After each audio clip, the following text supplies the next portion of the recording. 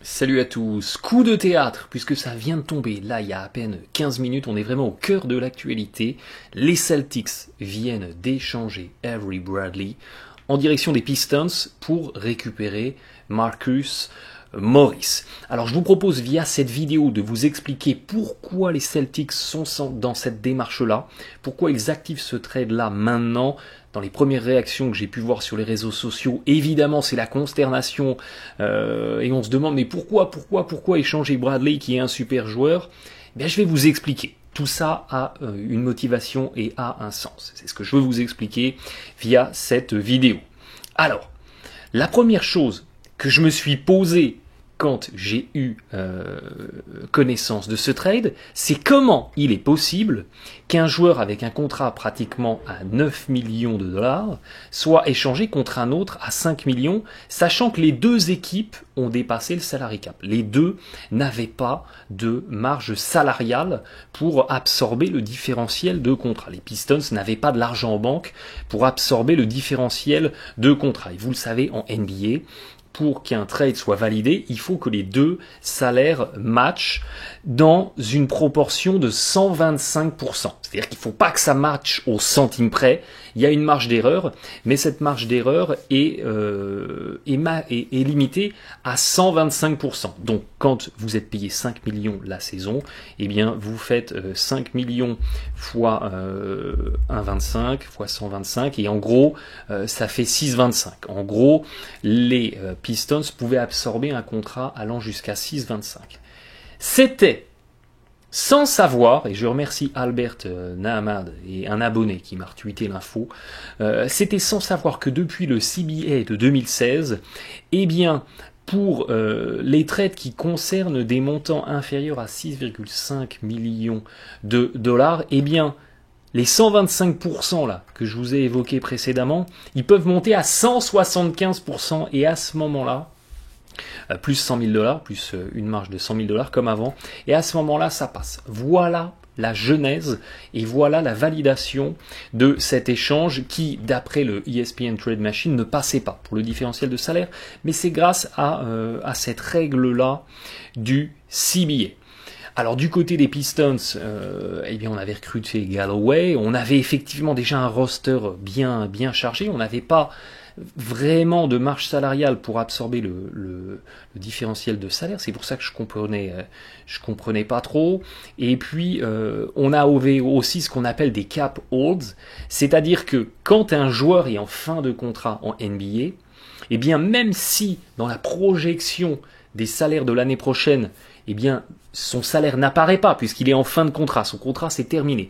Eh bien, il y a quand même en NBA ce qu'on appelle le cap holds, c'est-à-dire une provision, une estimation du salaire qui touchera la saison prochaine, et c'est provisionné sur la disponibilité qu'il existe sur le salary cap. Donc même si les Pistons, effectivement, en faisant l'addition de tous ces contrats-là, et en n'intégrant pas encore le contrat de Galloway là, qui a signé sur la mid-level exception, on pouvait se dire, si, ils ont quand même de la flexibilité, ils ont quand même du cap pour absorber le salaire. Non, c'était pas le cas parce que il y avait les prévisions du salaire de Caldwell Pope, de Baines, de Bullock et de Udrih.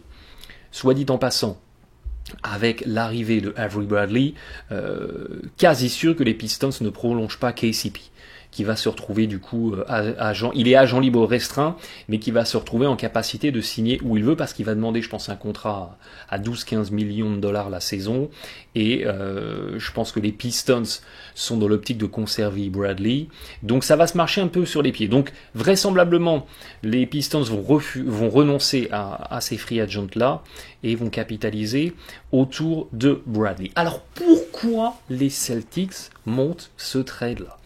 C'est pas parce qu'ils ont perdu la tête, parce que sur le papier, Avery Bradley contre Marcus Morris, c'est déséquilibré, ne nous le cachons pas. C'est pas parce que les Celtics ont perdu la tête et que Danny Ainge a bu un coup de trop.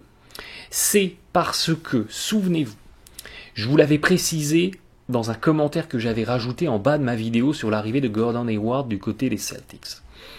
Pour que les Celtics puissent lui offrir le contrat max, là, vous savez, c'est sur 4 ans avec 21,7 millions de dollars sur la première année.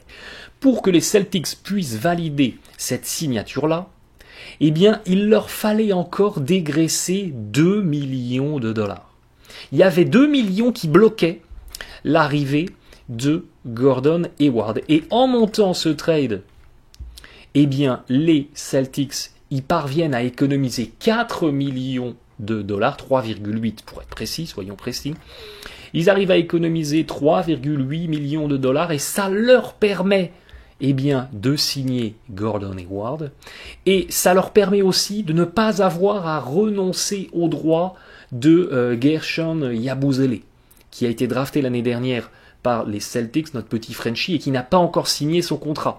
Et donc, tant qu'il n'a pas signé, son contrat est provisionné dans le cap hold. Donc, même si il n'apparaît pas ici dans les finances de l'équipe, il est provisionné et ça limite la disponibilité sur le salary cap. Donc, ça permet aux Celtics de faire d'une pierre deux coups. Donc ça, c'est la jeunesse de l'explication, parce que le cœur de l'explication de ce trade, il est là. C'est réaliser une économie qui permet de signer Gordon Hayward et éventuellement de ne pas renoncer au droit de Yabusele. Voilà vraiment le cœur du dispositif. Et pourquoi les Pistons se décident à échanger Avery Bradley? Je vous l'avais déjà expliqué sur les réseaux sociaux. Mais Avery Bradley, il est dans sa dernière année de contrat en 2017-2018. Voyez que durant sa carrière NBA, toute proportion gardée, parce qu'on parle de millions de dollars, mais sur sa carrière NBA, il n'a jamais décroché le jackpot. Et c'est un joueur c'est vraiment un très bon joueur, qui défend très très bien, qui peut apporter du scoring, donc il va avoir une énorme valeur à l'été prochain, à l'été 2018. Et comme il n'a jamais vraiment touché le max, eh bien il va demander le max. Et quand vous voyez qu'un Oladipo gagne 21 millions la saison, qu'un Allen Crabbe est à 19, qu'un Evan Turner est à 17, qu'un Evan Fournier est à 17, eh bien Avery Bradley, il va demander 20 millions de dollars la saison. Et du côté des Celtics, eh bien là, à l'intersaison 2018, donc dans un an, à l'été prochain, il y a aussi Isaiah Thomas et Marcus Smart qui arrivent en fin de contrat. Thomas va demander le max, il va demander 30 millions. Et même s'il a annoncé qu'il était prêt à faire une économie, ou à faire une économie aux Celtics en demandant un petit peu moins, même s'il demande 20 millions, eh bien ça fait quand même une note qui s'alourdit de 14 millions sur la facture des Celtics si on prend en considération son salaire là de 6 millions. Et puis Marcus Smart, c'est pareil. Il va demander entre 10, 12, peut-être jusqu'à 15 millions de dollars s'il fait une bonne saison. Donc, l'équipe des Celtics, qui est déjà tout pile à la limite du salary cap, et qui va sans doute, bien entendu, dépasser le salary cap en recrutant encore quelques joueurs avec leurs exceptions. Eh bien, ces Celtics qui sont tout pile à la limite. Vous rajoutez dans leurs finances les 20, 25, pourquoi pas 30 millions de Isaiah Thomas. Vous rajoutez les 20 millions de Avery Bradley. Vous rajoutez les 15 millions de Marcus Smart. Tous ces joueurs auraient pu être signés, auraient pu être conservés par les Celtics, parce qu'ils ont acquis leur droit Bird. C'est pas un problème de faisabilité, c'est un problème de finance. Les Celtics se retrouveraient dans cette situation très au-dessus de la taxe de luxe, avec, je vous rappelle, les contrats de Gordon Hayward et de Al Horford qui d'année en année sont plus importants, et vous aviez une équipe des Celtics qui aurait eu une masse salariale globale l'année prochaine, si tous ces joueurs avaient été conservés, salaire plus taxe, on était au-dessus des 200 millions, on était comme les Warriors. Donc, à l'été 2018, il est plus que probable, c'est même quasi certain, que les Celtics n'auraient pas conservé Avery Bradley parce qu'il aurait demandé trop par rapport à ce que Boston pouvait lui offrir. Et ne croyez pas, au vu de ce que Bradley a gagné précédemment, qu'il aurait fait un sacrifice sur son salaire pour rester aux Celtics. Il va demander le max, parce que c'est le moment de sa carrière où il faut passer à la caisse. Donc les Celtics étaient confrontés à la situation suivante. On perd Bradley sans aucune contrepartie à l'été prochain. Donc, évidemment, le transférer là cet été, c'est éviter de se retrouver dans une situation où Bradley y part sans contrepartie. D'un autre côté, l'équipe des Celtics, je vous l'avais déjà évoqué, elle est pour l'instant très déséquilibrée. Jerebko, Mickey n'ont pas été leurs droits n'ont pas été activés, si vous voulez. On a renoncé à leurs droits d'agent libre, ils étaient en fin de contrat pour pouvoir accepter Hayward. Amir Johnson est parti aux Celtics, Kelly Olynyk est parti au Heat, Tyler Zeller a été coupé. On n'avait plus du tout d'intérieur côté Celtics à part Al Horford. Les autres intérieurs potentiels des Celtics n'ont pour l'instant jamais joué un match NBA. Donc, on avait besoin, en échangeant Bradley, de récupérer un intérieur et de faire une économie sur la masse salariale. Sauf que du côté des Celtics, partir en quête d'un bon intérieur qui n'est pas payé cher et qu'une équipe et dont l'équipe actuelle souhaite se débarrasser, eh bien c'est partir à la quête du Graal, ça n'existe pas. Un bon intérieur pas cher, personne ne veut s'en débarrasser. On veut le garder. Donc tout ce qu'ils ont trouvé, c'est cette offre des Pistons contre Marcus Morris.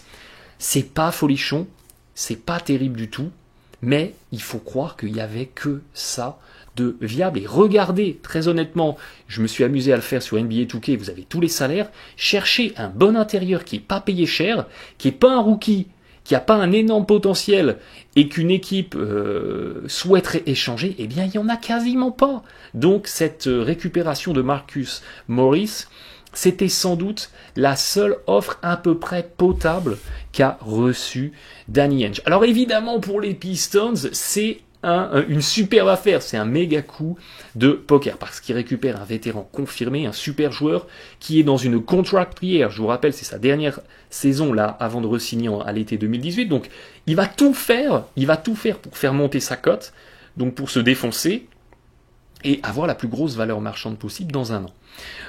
Du côté des Celtics, on récupère un Marcus Morris qui, regardez, a un simple rating négatif. Ça veut dire que globalement, quand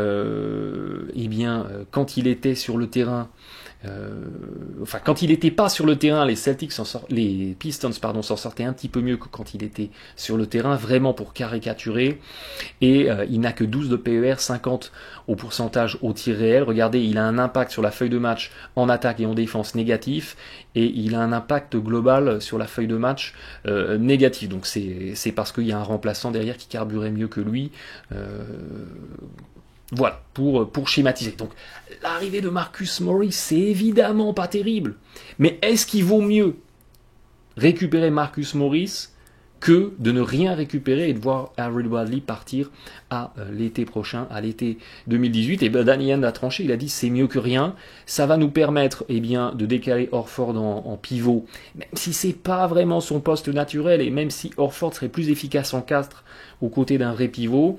Et puis, pourquoi pas utiliser Crowder en 4, mais ça voudrait dire côté Celtics, on joue super petit, ou plutôt effectivement utiliser Morris en 4 et puis l'ami Gordon Hayward en 2 à ce moment-là. Gordon Hayward serait basculé sur le poste 2 et après Jaylen Brown en 3 ou Tatum titularisé en 3. N'oubliez pas que la saison passée, Gordon Hayward a joué 50% du temps, j'ai vérifié la stat sur le site 82 Games qui donne les temps de jeu par position. Il a joué la saison passée 50% du temps sur le poste 2, sur le poste de shooting guard, aux côtés de Joe Johnson ou aux côtés de Ingles. Et sur ce poste de shooting guard, il avait 29 de PER, quand sur le poste de small forward, il avait 21. Donc Gordon Hayward, il s'en est super bien tiré sur le poste de shooting guard. Donc le décaler sur un poste 2, c'est pas une problématique. Et puis on va dire on n'est plus vraiment dans une NBA où les postes sont très très marqués. En gros, il y aura un meneur, 2 ailiers, 2 intérieurs, voilà, pour caricaturer. Maintenant, l'intersaison des Celtics est pas encore finie. Il y a encore des mouvements qui vont se dessiner. Je pense notamment Crowder utilisé encore en monnaie d'échange pour récupérer pour récupérer un intérieur. Tout ça sera à suivre. Mais voilà, au moins, si vous l'ignoriez, vous avez là les éléments qui ont poussé Danny Ainge à monter ce trade-là. C'est pas un trade désespéré, c'était un trade indispensable pour faire une économie et pour ne pas se retrouver avec le départ d'Avery Bradley la saison prochaine. Je suis pas super emballé de l'arrivée de Marcus Morris. Je vous cache pas que c'est pas un joueur qui va gommer les lacunes des Celtics. Et les lacunes des Celtics, elles sont toutes simples. C'est avoir des stoppeurs défensifs vraiment près du cercle et progresser au rebond. C'est pas ce que Marcus Smart apporte, c'est parce que Marcus Smart, il apporte pas ça, je suis d'accord, mais il apporte pas ça. Marcus Morris, on va y arriver, c'est pour ça qu'il faut encore patienter. Voyons ce que les Celtics peuvent réussir à faire avec leur mid-level exception. Je vous le rappelle, je vous avais présenté ça, en agent libre, il y a encore des intérieurs comme Dedmon, comme McGee, qui peuvent être intéressants pour une équipe comme les Celtics. C'est pas folichon, mais ça sera mieux que rien. Et puis il y a encore eu un ou deux joueurs, je pense notamment à Crowder, qui peuvent être utilisés comme des monnaies d'échange. On suivra ça. Réaction super à chaud, là, en pleine canicule. Faire des réactions de l'actualité à chaud, si ça c'est pas beau, merci de votre fidélité, bon match à tous.